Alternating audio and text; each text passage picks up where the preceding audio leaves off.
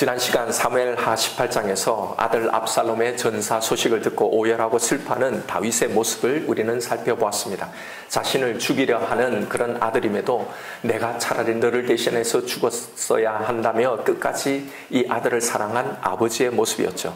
이렇게 사무엘하 이야기에서 압살롬은 이제 사라지게 되는 겁니다.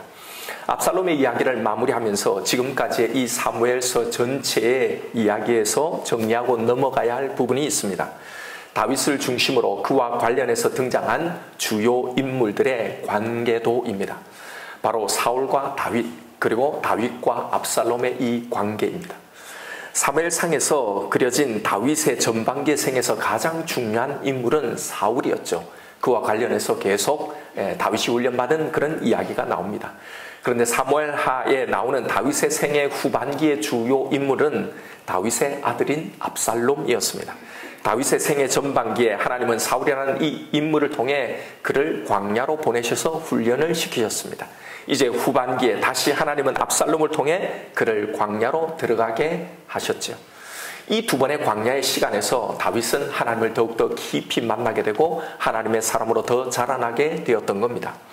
그 광야의 시간 속에서 하나님 앞에 몸부림치며 드렸던 무수히 많은 그 기도들이 오늘 이 시편의 시의 형태로 고스란히 우리에게 전해지고 있는데, 오늘 우리가 읽은 이 시도 그 광야 그 시간 속에 지은 시들 중에 한 편입니다. 그러고 보면 신앙이란 평안한 궁에서의 시간이 아닌 불편하고 아픈 그런 광야의 시간 속에 길러진다는 걸 우리는 다시 한 번 더 확인하게 됩니다. 다윗은 이 광야의 시간을 통해 진정 하나님의 마음에 합한 사람으로 자라났던 거니까요. 그래서 그를 광야로 불러들였던 이 두 사람, 사울과 압살롬, 그리고 이 다윗, 이 세 사람의 관계를 묵상해 보면서 이 세 사람의 이야기를 통해서 과연 이 사무엘서는, 성경 전체는 무엇을 우리에게 이야기하려고 하는 것일까를 살펴보고자 합니다. 예전에 제가 여러분에게 한번 읽어보라고 추천한 책이 있었는데요. 진 에드워드의 새 왕의 이야기라는 책입니다.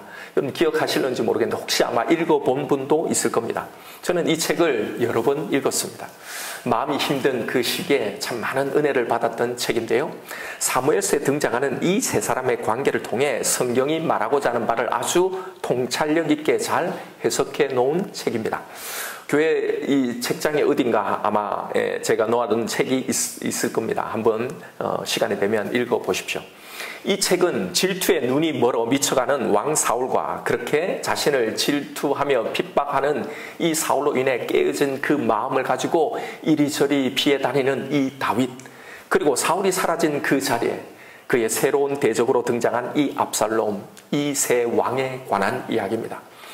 세 왕의 이야기이긴 하지만 사실은 다윗에 관한 이야기이기도 하죠. 처음 제가 이 책을 접했을 때는 오래전 제가 부목사로 사역할 때였습니다. 사실 저는 부교육자 시절 그렇게 행복한 시간이지를 못했습니다. 사실 매 시간 설교하는 것이 굉장히 두려웠어요. 거의 설교에 대해서 저는 격려와 칭찬을 받아본 적이 없습니다. 설교를 끝나고 나면 오늘은 무슨 지적을 할까, 어떤 이 반응이 나올까, 뭐 인기에 연연하는 그런 설교를 한다는 그런 지적에서부터 다양한 많은 지적을 받았습니다. 한 번도 마음 편하게 강단에서 본 적이 없었던 것 같아요. 그로 인해서 여러 가지 또 오해도 생기고 좋지 못한 그런 이제 일들도 일어났죠. 그때 접했던 이 책이 바로 이 책이었습니다. 새 왕의 이야기를 읽으면서 등장인물과 그 상황 속에 내 상황을 이입시키면서 읽었던 거예요. 나는 억울하게 핍박당하는 다윗이고 나를 힘들게 하는 사울은 담임 목사님으로 이렇게 이제 설정하며 막 있는 거죠. 그래서 그 책의 앞부분인 이 다윗을 막 핍박하는 이 사울의 이야기를 읽으면서 이건 분명히 내 이야기다 그러면서 막 위로도 받고 그러면서 앞부분은 굉장히 통쾌했습니다. 여러분도 그런 때가 있을 겁니다. 여러분의 주위에 이런 사울들이 존재할 때가 있었을 겁니다. 혹은 지금 그런 사울이나 압살롬이 존재하는 때가 있죠. 여러분보다 높은 지위와 권력을 이용해서 핍박하는 인물일 수도 있고 그 사람이 사장일 수도 있고 여러분의 상사일 수도 있고 혹은 그 반대로 싸가지 없는 후배일 수도 있습니다. 가정 안에 남편일 수도 있고 아내일 수도 있고 부모일 수도 있고 공동체 안에 리더나 누구일 수도 있고 혹은 저일 수도 있습니다. 혹은 나의 권위를 인정하지 않고 깐죽대는 누군가일 수도 있습니다. 그러나 우리에게는 대항할 힘이 없죠. 처리할 능력이 없습니다. 그렇게 보면 우리는 영락없는 다윗인 것이 분명합니다. 왜냐하면 나는 지금 억울하게 핍박을 받고 있으니까요. 그런데 그렇게 위로를 받고 와 이게 진짜 내 이야기였네, 내가 다윗이었구만 하며 은혜를 받고 이 책을 읽어갔는데요. 정작 이 책의 결론은 내가 결코 다윗이 아니라는 사실을 말해주고 있었던 겁니다. 나는 내가 정말 억울하게 당하고 있는 이런 다윗이라고 생각했는데, 영락없이 나는 다윗이라고 생각했는데, 내가 다윗이 아니면 누가 다윗이냐고 생각했는데요.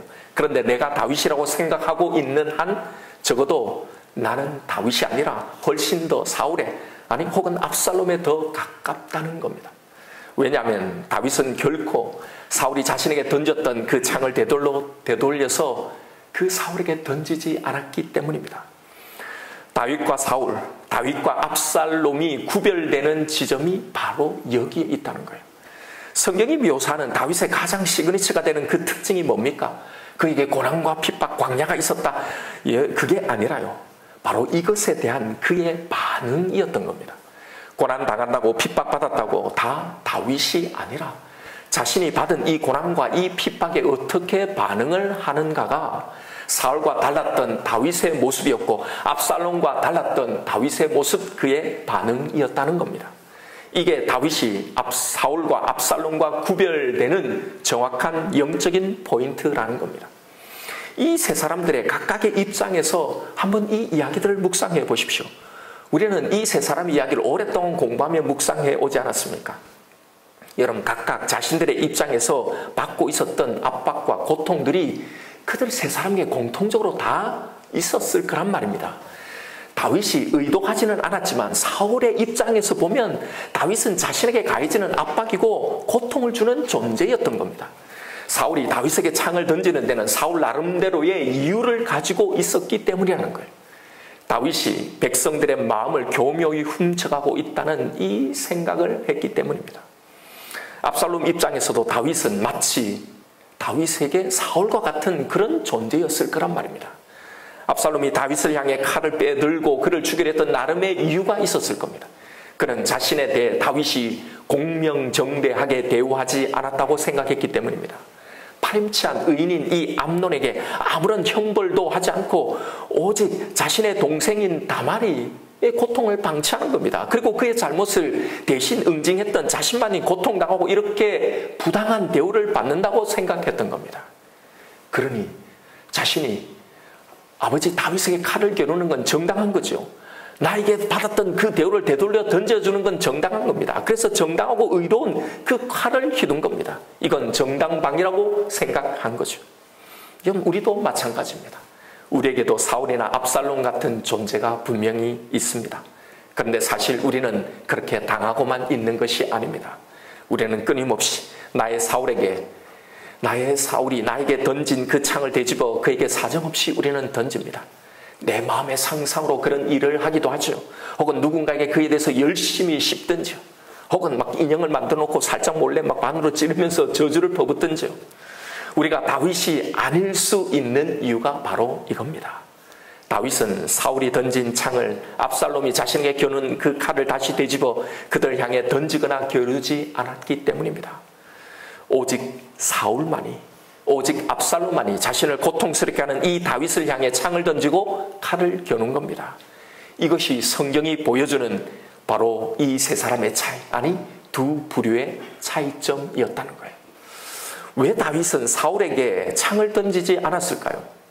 자신이 억울하게 당한 건 아닙니까? 사실 그만큼 정당성을 가진 사람이 어디 있습니까? 당연히 던져도 되죠. 아니면 그는 혹시 천성이 소심한 사람일까요? 아닙니다. 그는 결코 소심하거나 비겁하거나 자신의 아니 때문에 불에 대해서 눈을 감는 사람이 아니었습니다. 골리앗에 대해서 분노를 발하는 그의 무용담을 우리는 잘 압니다. 그때 골리앗에 대해서 씩씩거리고 분노하던 이 다윗에게 큰형인 엘리압이 그에 대해서 내린 평가가 건방지고 고집센 녀석이었습니다. 그뿐만이 아닙니다. 사무엘상 25장에 나왔던 나발의 이 사건은 그의 불같은 성격을 잘 보여주는 대목이었잖아요. 손해보고는 못 사는 겁니다. 평소 양을 지켜준 그 사례를 거절하고 자신을 모욕한 이 나발에게 이 밤이 지나고 그 집에 한 사람도 남자가 남기지 않으면 내가 오히려 천벌을 받는다고 할 정도로 부하를 이끌고 나서는 이 다윗은 결코 소심하거나 참을성이 많은 그런 사람이 아니었습니다. 그렇다면 다윗은 모든 걸 용서하고 하나님의 섭리로 이해하고 무조건 참았을까요? 여러분, 다윗의 시편을 보면 오늘 시편도 마찬가지지만 상당수가 자신의 원수에 대한 그 원한과 하나님의 올려드리는 이 송사에 대한 기도로 점철되어 있다는 걸 확인할 수 있습니다. 오늘 본문 12절에도요. 나의 원수를 끊으시고 내 영혼을 괴롭게 하는 자를 다 멸해달라고 호소하고 있잖아요. 다윗은 우리와 똑같은 성정을 가진 사람이었습니다. 그랬던 그가 사울을 피해 광야에서 동굴로 빈들로 헤매며 허송세월을 했던 겁니다. 왜요? 이유는 단 하나입니다. 그는 얼마든지 이 부분을 해결할 수 있어요. 왜 이렇게 고난을 당하고 이런 일을 당합니까? 그는 하나님께 선택받은 자였기 때문입니다. 하나님이 다윗을 선택하셨기 때문입니다. 여러분, 다윗의 이야기에서 고통스러운 그 광야의 삶이 언제부터 시작되었는지 우리는 주목할 필요가 있습니다. 언제 사울이 이 다윗을 고통스럽게 하는 사울이 등장했는지 말입니다. 그는 선택받아 기름 부음 받은 후부터 바로 그의 고난이 시작된 겁니다. 이것에는 매우 중요한 영적인 메시지가 담겨 있습니다. 선택받은 후부터 고난이 시작되었다는 것은요, 하나님의 선택과 부르심에는 특별한 의도가 담겨 있다는 걸 말해주고 있는 겁니다. 다윗의 고난은 하나님의 특별한 훈련이었습니다. 혈기왕성한 자연인인 이 다윗이 아니라 하나님의 사람 다윗을, 영적인 이 사람을 만들기 위한 훈련이었단 말입니다. 그의 고난의 시간은 아무런 의미 없는 고통의 시간, 이건 그의 인생에 없어져야 할 그런 허송세월이 아니었습니다. 우리는 그 고난의 상황을 광야학교라고 부릅니다. 그가 이 광야학교를 통해서 얻은 영적인 자산이 무엇인지 성경에는 그 결과를 보여주고 있습니다. 바로 시므의 저주 사건을 통해 보여준 그의 영적인 내공입니다. 그가 시므이를 저주할 때 내버려둬라, 하나님이 혹시 저를 향해 나를 저주하게 한 것이라면 누가 막을 수 있겠느냐라고 한 그의 영적 성장 말입니다. 또 압살롬의 반역 속에서 배은망덕한 이것에 대한 분노가 아니라 거기서 자신의 죄와 허물을 먼저 볼 수 있는 영적인 깊이를 가진 사람으로 바뀌게 된 겁니다. 그는 이미 나발 사건 때의 다혈질의 이 다윗이 아니었습니다. 바로 이것이 다윗에게 있어서 사울이라는 존재가 가지는 영적 가치였던 거예요. 사울을 통해 그는 바로 이렇게 변했던 겁니다. 여러분, 우리를 향한 하나님의 선택과 부르심도 마찬가지입니다. 우리가 선택되었기에 우리에게는 특별한 하나님의 작업들이 있다는 것을 알아야 합니다. 이것이 바로 우리가 거쳐가야 할 광야 학교입니다. 우리를 이 광야 학교로 부르실 때 하나님은 다윗을 통해 우리가 어떤 길을 가야 할지를 여기서 보여주고 계신 겁니다. 이것이 다윗의 이야기가 우리에게 전달하려는 메시지입니다. 사람들은 내가 당하고 있는 이 어려움, 그 고난을 해결하기 위해서 그것을 해결할 수만 있다면 그 어떤 것도 다 하려고 합니다. 나에게 던졌던 그 창을 되집어서 던지고 욕도 하고 내 편을 만들어서 그에게 대항하기도 하고 복수를 위해 어떤 손해도 마다하지 않습니다. 그러다가 심지어는 사표를 내어버리기도 합니다. 거기를 떠나버리기도 합니다. 공동체를 떠나고 소그룹을 떠나기도 합니다. 사울만 안 보면 되니까, 이것이 내 인생에 없어지면 되는 거니까. 아니, 사울 정도가 아니라 아예 나와 다른 사람, 나와 맞지 않는 사람은 안 보려고 합니다. 같은 소그룹 안에 있어도 형식적인 그 관계로만 머무는 거예요.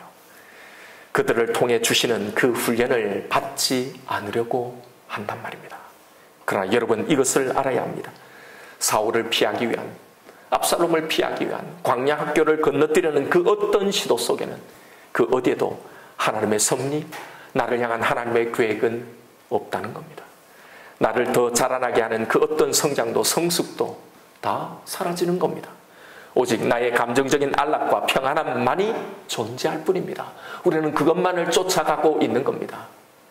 여전히 그런 나의 모습으로요. 여러분, 다윗을 사울 곁 왕궁에 두신 분이 누구였습니까? 하나님이셨잖아요. 그 상황 속에 넣으신 분이 바로 하나님이라는 사실입니다. 여러분, 이 이야기는 바로 우리가 걸어갈 영적인 지도를 보여주는 겁니다. 우리도 마찬가지입니다. 왜요? 그 이유는 우리의 성장과 성숙을 위해서라는 진부한 대답이 아니라 이 상황과 이 광야학교를 조금이라도 거쳐본 사람이라면 우리는 충분히 이것에 대해서 답을 할 수 있습니다. 그 광야학교를 거쳐온 사람은 잘 압니다. 비록 피하고 싶지만 왜 나에게 그 사울이 필요했고 그 광야학교가 필요한지를 말입니다. 그러나 여러분, 그 사울은 언젠가는 사라지게 되어 있습니다. 언젠가는 그 광야학교를 졸업할 때가 온단 말입니다. 사울은 언제 사라질까요? 우리는 언제 사울을 떠나야 할까요? 언제가 가장 적기일까요? 정답은 하나님이 결정하시게 두어야 한다는 겁니다. 이것이 다윗과 사울이, 다윗과 압살롬이 다른 분기점입니다. 다윗의 이야기에서 우리는 그 해답을 들을 수 있습니다. 다윗은 사울의 아들 요나단의 입에서 하나님의 음성을 들었던 거잖아요. 바로 지금이 떠나야 할 때라고요. 사울이 자신을 향해 창을 던지고 죽이려고 하자 다윗은 이 사실을 요나단에게 알리고 사울을 떠나려고 합니다. 그때 요나단이 말리죠. 그런데 나중에 요나단이 사울의 이 의지를 확인하고는 다윗에게 화살 신호를 보내잖아요. 그리고 다윗을 떠나라고 하는 겁니다. 그때 그는 떠나는 겁니다. 그가 결정하지 않습니다.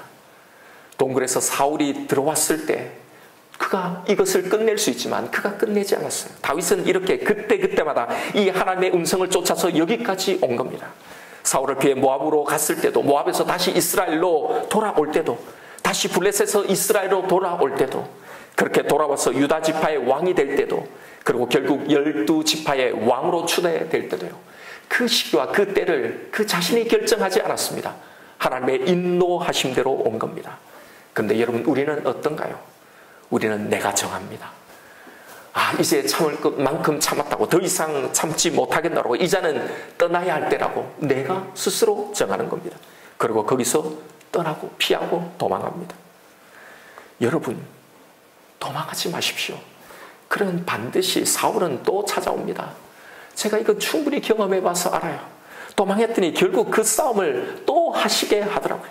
도망가니 거기에 또 다른 사울이, 또 다른 압살롬이 있는 겁니다. 문제는 제가 겪어보니요, 그 사울이 그 압살롬이 아니었어요. 내가 문제였던 겁니다. 바뀌지 않는 내 자신이 계속 그런 훈련을 또 받게 되는 겁니다. 여러분, 우리의 고통이 언제 사라지는 줄 아십니까? 어느 날 신학교에 다닐 때 선교사님 한 분이 오셔서 자신의 간증을 하면서 한 이야기를 들려주셨어요. 자기 간증을 하면서 선교지에 금을 재련하는 이 공장을 한번 방문했던 이야기인데요. 열악한 선교지 상황에 뭐 공장이래 해봐야 별 볼 일 없는 허름한 그 공장에 불 앞에서 한 늙은 재련공, 이 공이 금을 계속 재련하고 있더랍니다. 불순물이 가득 섞인 이 금부치, 금가루들을 이 조그만 농로에다가 넣어가지고 연신 풀무질을 하면서 이 금을 녹이더랍니다. 한참을 보고 있다가 쓱 끄집어내서 탁 하니 진짜 정금이 나오더라는 거예요. 그런데 가만히 그걸 지켜보는데 매번 시간이 다르다는 거예요. 어떤 것은 금방 끄집어내기도 하고 어떤 건 한참 녹이더라는 거예요. 몇 분, 이걸 정해놓은 딱 시간이 아니라 그냥 자기가 볼 때는 감으로 하는 것 같더래요. 그래서 물었답니다. 언제 당신은 이 금을 불에서 끄집어내야 할지 그 때를 어떻게 정하느냐고. 그때 이야기하더랍니다. 그거야 쉽지. 이 금이 녹아서 타들어간 불순물이 다 제거될 텐데 그때 녹고 있는 이 금을 뚫어지게 쳐다본다는 겁니다. 그때 그 금에 정확하게 내 얼굴이 비치게 될 때, 바로 그때 그 금이 불순물이 제로가 되는 정금이 되는 때라는 거예요. 바로 그때 이 불에서 이 금을 꺼낸다는 겁니다. 여러분, 우리의 사울이 사라지는 시간이 바로 이때입니다. 내 속에, 내 모습 속에 하나님의 얼굴이, 그분의 형상이 드러날 때, 그분의 성품이, 그분이 하시는 그 반응, 그것이 나올 때요. 그때 우리의 광야 학교를 졸업할 때입니다. 그러니 하나님이 우리에게 일하시도록 두어야 하는 겁니다. 다윗은 그렇게 한 거예요. 졸업의 시간을 내가 정할 수 없는 겁니다. 이 광야 학교에서 모든 관계에 어려움을 당하는 사람들은요, 공통점이 있습니다. 다 누구나 자신이 다윗이라고 생각하는 겁니다. 그리고는 하나님 앞에 억울함을 호소하기도 하고 그렇게 생각하는 거예요. 바로 그 사람이 나를 괴롭히는 사울이라고 생각하는 겁니다. 나는 억울한 다윗이고 그 사람은 가해자고, 나는 피해자고 그 사람은 가해자라고. 그리고 그에게 모든 비난과 책임 전가의 이 창을 던지는 일을 서슴지 않습니다. 정당성을 가지고 나는 충분히 그럴 자격이 있다고, 저 사람은 그렇게 당해도 싸다고, 이건 정당방위라고. 그러나 여러분, 거기에는 다윗은 나올 수가 없습니다. 거기서 다윗은 나올 수가 없습니다. 거기에는 다윗은 존재하지 않습니다. 아무 일도, 아무런 성장도, 아무런 유익도 없는 겁니다. 이런 사울들은 결코 다윗을 볼 수가 없습니다. 그들은 항상 사울만을 볼 뿐입니다. 그러니 온통 나를 괴롭히는 사울들만 있는 겁니다. 모든 것에 가도 나를 괴롭히는 사울들이 존재하는 겁니다. 여러분, 우리가 사울이라고 여겨지는 그 사람들 향해 던지는 창도, 압살롬이라고 여겨지는 그 사람 향해 빼드는 그 칼도요, 사실은 나를 향해 작업을 하시는 그 하나님 향해 대항하고 있는지 모른다는 겁니다. 하나님은 여기서 지금 다윗을 만들어 가려고 하고 계신데, 정작 사울인 압살롬인 우리는 우리 자신이 다윗이라고 철저하게 착각하고 하나님의 이 시간을 허비하며 살아가고 있는 건 아닐까 말입니다. 여기서 내가 받아야 할 훈련, 내가 자라나야 할 내 연약함, 내 한계가 다루어지고 있는 게 아니라, 이 작업을 하는 게 아니라 열심히 창만을 던지고 있으니 말입니다. 단련하고 있는 금에서 내 얼굴을 찾는 것이 아니라 뜨겁다고 고통스럽다고 얼른 그 불순물이 가득한 채로 금방 여기서 끄집어내고 있으니 말입니다. 졸업할 시간, 떠날 시간을 내가 정하고 있으니 말입니다. 우리가 나는 다윗이라고 말할 수 있는 정당한 근거는요, 우리가 단순히 억울하게 핍박을 받고 고통당하기 때문이 아닙니다. 그것이 아니라 그 억울한 핍박과 고통 속에 하나님의 음성을 들으려는 이 순교적 몸부림이 우리에게 있을 때 비로소 우리는 하나님의 사람 다윗이 되어가고 있는 거란 말입니다. 그래서 하나님의 작업은 동굴 속에, 빈들 속에, 광야 속에서, 이런 관계적인 어려움 속에서 이루어지고 있는 겁니다. 고통은 우리를 다듬어 가시기 위해 하나님께서 자주 사용하시는 도구잖아요. 이것이 너무나 싫지요. 아무도 광야를 왕궁보다 좋아할 사람은 없지요. 피하고 싶지요. 그런데 여러분, 때론 이런 광야가 아니고서는 내 한계가 드러나지 않게 그걸 다룰 수 있는 그 시간, 그 하나님을 만날 길이 없다는 사실을 우리는 인정해야 합니다. 곰곰이 우리가 살펴보았던 이 세 왕 이야기를 다시 한번 묵상해 보십시오. 사실 이 세 사람은 모두 다 똑같은 입장이었습니다. 하나님 앞에 하나도 차이가 없는 동일한 훈련을 받고 있었습니다. 다윗만 힘들고 괴로웠던 게 아니었잖아요. 사울에게도 압살롬에게도 이런 광야 학교가 있었습니다. 다윗에게만 이런 훈련의 시간이 있었던 게 아닙니다. 다윗에게 사울이 있었듯이 압살롬에게도 다윗이 있었잖아요. 다윗에게 압살롬이 있었듯이 사울에게도 다윗이 있었던 거잖아요. 그들은 그걸 통해 충분히 훈련을 받았어야 했습니다. 그러나 사울과 압살롬이 결국 다윗이 되지 못했던 이유는 이 광야 학교에서 그들이 싸워야 할 이 영적인 싸움을 싸우지 못했기 때문입니다. 다윗이 압살롬을 대하면서 싸웠을 그 싸움을 사울은 다윗을 대면하면서 싸워야 했던 겁니다. 다윗이 사울을 대면하면서 싸웠던 그 싸움을 압살롬은 다윗을 대하면서 싸워야 했던 거였습니다. 사울과 압살롬은 자신의 동굴에서의 이 영적인 싸움을 성실하게 치러내지 못했던 겁니다. 자신을 향한 그 창을 상대를 향해 던지기에 여념이 없었기 때문이에요.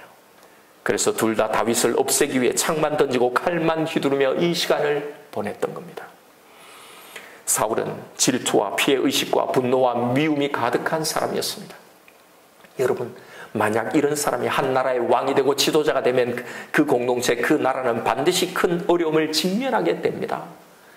그런데 아무도, 어쩌면 사울 자신조차도 왕이 되기 전까지는 그의 내면의 이런 모습을 알지 못했을 겁니다.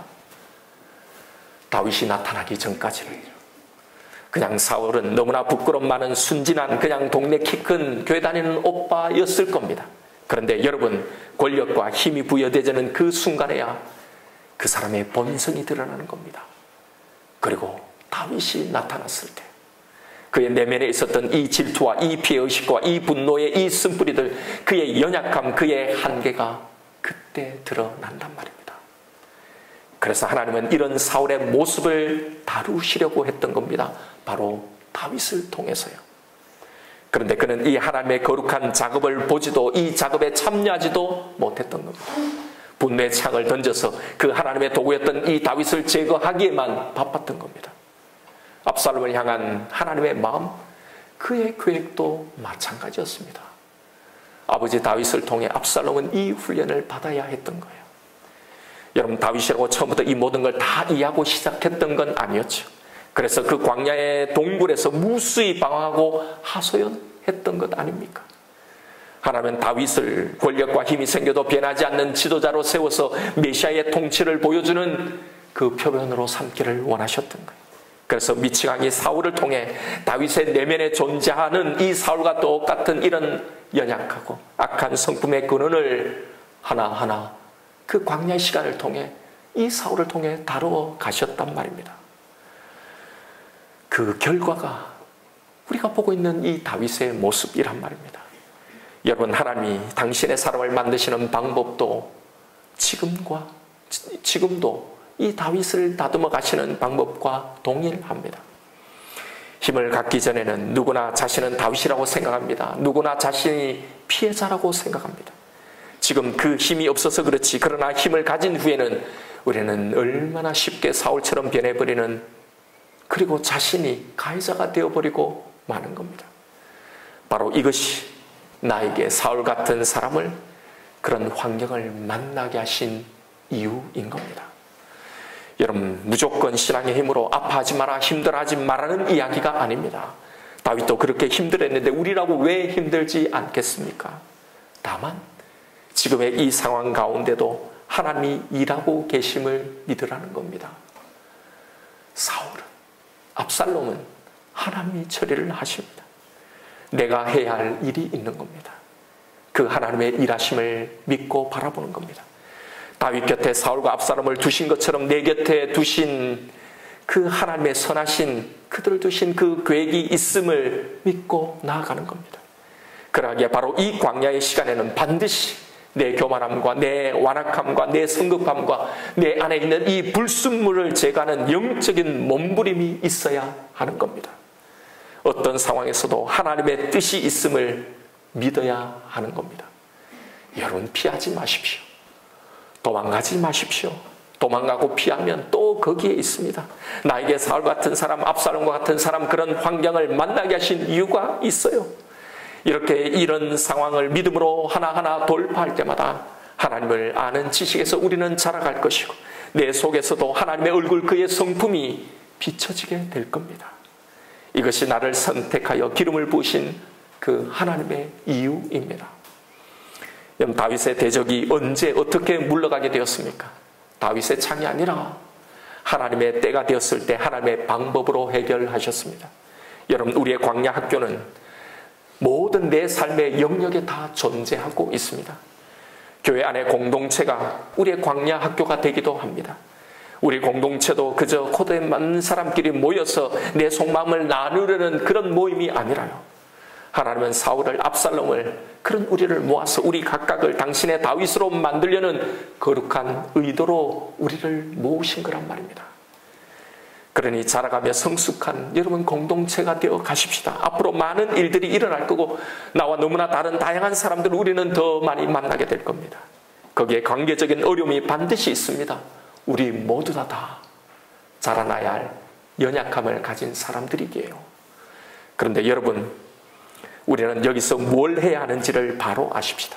나를 향한 하나님의 그 계획이 뭔지를, 여기서 무엇을 우리가 가장 힘써야 하는지를, 왜 우리를 소그룹과 공동체로 부르셨는지를 바로 깨닫고 나아가십시다. 여러분 가정에서도 직장에서도 세상에서도 나의 광야 학교는 존재합니다. 도망가지 말고 피하지 말고요. 나를 향해 던지는 그 창을 되집어 던지기만 하지 말고 그들 향해 분노만 하는 대신에 여러분 하나님과 대화하십시오. 나에게 지금 이 사울을, 이 압살롬을 보내신 그 하나님의 뜻, 그 목적을 하나님께 물으며 찾아가 보십시오. 여러분 고집스럽고 괴팍한 사울로 늙어가지 마십시다. 교만하고 자기 중심에 빠진 이 압살롬에서 거기서 성장을 멈추지 마십시다. 내가 그런 사울이, 그런 압살롬이 되지 않도록 바로 내 옆에 두신 그 사울, 그 압살롬을 제거하거나 피하거나 도망하지 말고요. 하나님의 그 때를 기다리며 그때까지 이것이 나를 다루고 성장케 하는 거룩한 도구라고 생각해 보며 살아가십시다. 반드시 우리는 더 자라나게 될 겁니다. 내 연약함, 내 속에 불순물들이 태워지고 내 모습 속에 내 생각과 내가 하는 이 반응 속에 조금씩 하나님의 그 얼굴이, 하나님의 반응이 조금씩 선명해질 겁니다. 왜냐하면 지금 하나님이 바로 이 작업을 하고 계시기 때문입니다.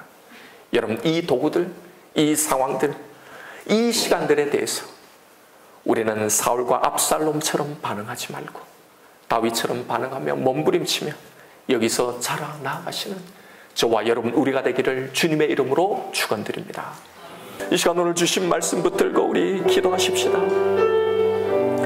여러분 우리 모두에게 있는 치명적인 착각은요, 내가 다 다윗이라고 생각하고 있다는 겁니다. 그런데 정작 하나님은 사울인 압살롬인 나를 다윗으로 당신의 사람으로 만들기 위해 그 사울과 그 압살롬을 내 옆에 두셨는데, 내가 다윗이라고 생각하는 이 사울들이, 이런 압살롬들이요, 서로를 향해 창을 던지고 칼을 휘두르며 그렇게 사울들을 압살롬들이 압살롬에게 서로의 창을 던지고 칼을 겨누고 휘두르며 그렇게 반응하며 살아가고 있지 않나요? 우리의 모습을 보십시다. 여러분 성경이 보여주는 다윗은 그 자리, 그 상황에서 오롯이 자신의 일을 하며 살았던 겁니다.